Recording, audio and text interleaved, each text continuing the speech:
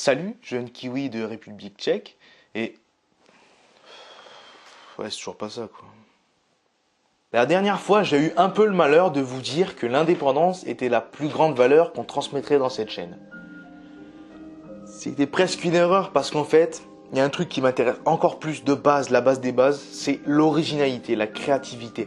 Ne pas faire ce qui existe déjà. Pourquoi moi, je suis là pour vous inciter à être originaux. Bien sûr, je vous oblige à rien, faites ce que vous voulez.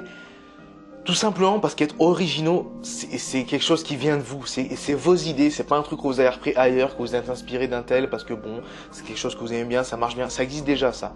Et comme je le dirais toujours, on se rappelle pas du déjà vu. Quelque chose qui refait ce qui s'est fait avant, certes, ça fait pas de vague dans le mauvais sens du terme, mais on va pas s'en rappeler comme quelque chose qui nous a marqué parce que ça nous marque pas ce qu'on a déjà vu avant. C'est le premier à être comme ça qui nous a marqué, mais le deuxième, le troisième, etc. Après, ouais, on apprécie peut-être parce que bon, on trouve nos bases, etc. Mais non, ça va pas être, non. De toute façon, tous les plus grands écrivains, tous les plus grands hommes de l'histoire ont fait quelque chose de nouveau, ont fait quelque chose qui s'était pas vu avant. Même Shakespeare, qui vous voulez, Tolkien, que vous aimez tous. Bah, Tolkien, à l'époque, ça n'existait pas, les elfes, les hobbits et compagnie, ça n'existait pas. Donc maintenant, quand il y en a qui font des trucs de fantasy, ils peuvent pas s'empêcher de reprendre les orques, les elfes, les hobbits, les nains, etc. Arrêtez, arrêtez, parce que c'est déjà vu, déjà parce qu'il y a au moins 100 personnes avant vous qui ont déjà repris ce background, et parce que bah, tout le monde connaît. Maintenant, c'est plus du tout à l'époque c'était un ovni, aujourd'hui c'est plus du tout un ovni, c'est exactement le contraire. C'est aussi original que les films du CNC là. Hein. Faut arrêter quoi. Quelque chose de nouveau. Quand tu crées quelque chose qui n'était pas là avant, donc quelque chose de nouveau. Rappelez-vous bien ça.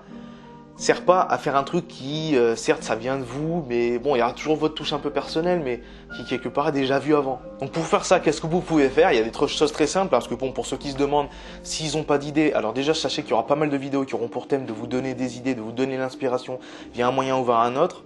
Il y a l'Instagram dont je vais me servir pour parfois publier des petites réflexions, des paysages, des personnages, des petits trucs pour inspirer et aussi motiver tout le monde.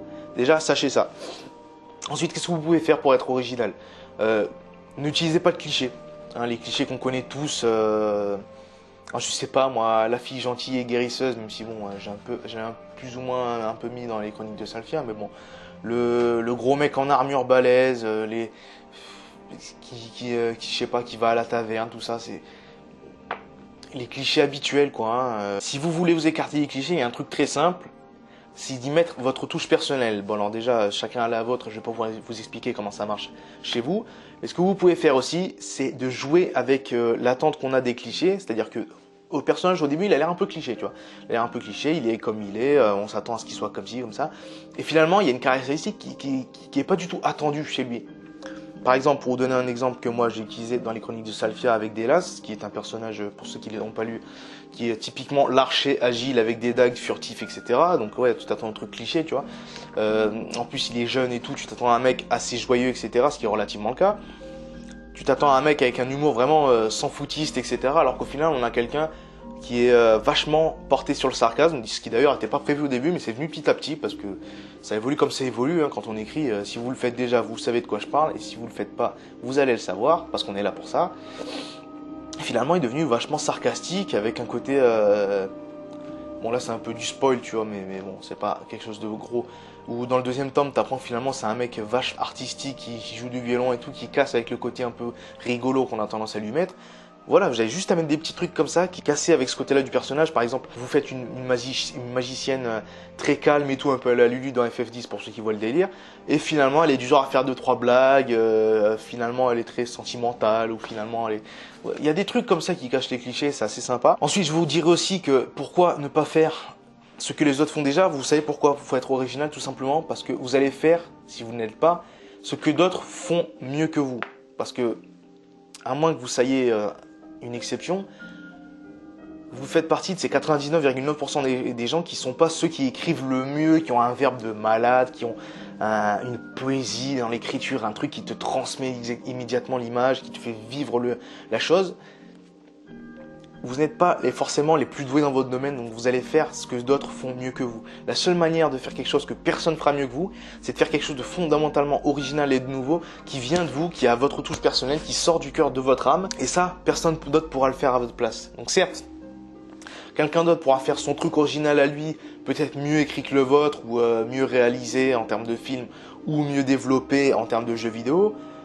Certes, il y aura 2-3 trucs comparables, mais il y aura le côté incomparable qui est que les idées que vous aurez ne seront pas ailleurs. Et ça, quelle que soit la qualité, ce sera toujours là. Même si vous êtes le pire écrivain du monde, si vous avez vos idées, vous serez toujours unique au monde et vous aurez toujours un minimum de lecteurs.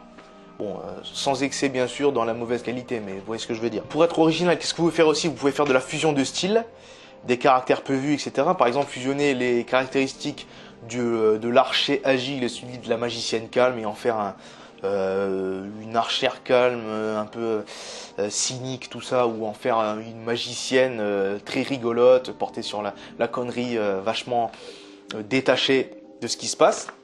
Ça peut le faire, ça me donne des idées d'ailleurs. Ça peut le faire. Qu'est-ce que vous pouvez faire d'autre? Créer un monde, créer une logique. Par exemple, parce que bon, ceux qui font des livres qui se passent dans le monde réel, aux États-Unis ou à l'âge des pirates ou je ne sais quoi ou en Antiquité, bon, vous pouvez pas vraiment le faire parce que vous utilisez le monde réel. Donc ça, c'est encore autre chose. Mais quand vous faites de la fantasy, de la SF ou je ne sais quoi, vous inventez un monde, inventez-le réellement, inventez une logique, inventez des trucs. Ne reprenez pas tout ce qu'il y a dans notre monde pour le transposer dans un autre. Changez des choses comme ça à votre guise, ça peut être vachement sympa. Mais bon, après, ça, je vous ferai une autre vidéo qui parlera du sujet parce que c'est assez long et qu'il y a vraiment beaucoup de choses à dire. Mais voilà, rappelez-vous de cette logique-là. N'hésitez pas à aller sur des terrains inconnus, par définition des terrains que les autres n'ont pas visités, parce que vous serez unique quand vous ferez ça.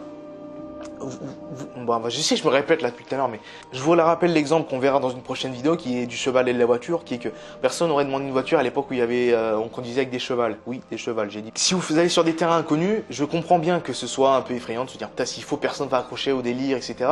Certes, mais peut-être que c'est le contraire et peut-être que tu vas révolutionner ton monde, comme j'ai dit dans la dernière vidéo, je crois, sur la dépendance.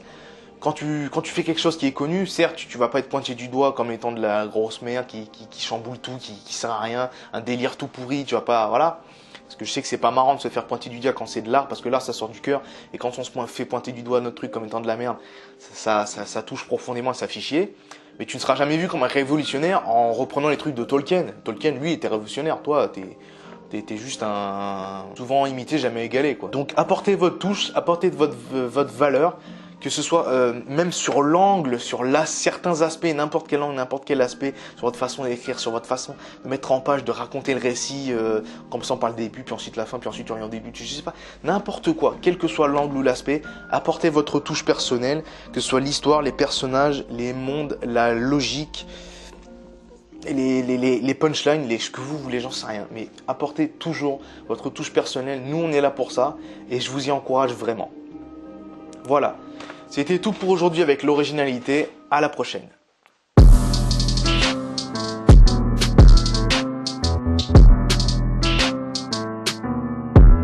J'ai vu un roi mort, le visage déformé par la peur, plus si convaincu que les dieux sont des bons acteurs. Ouais, la tête sur une pique élevée par la peine, les rois c'est pas la peine, nous baiser par l'après.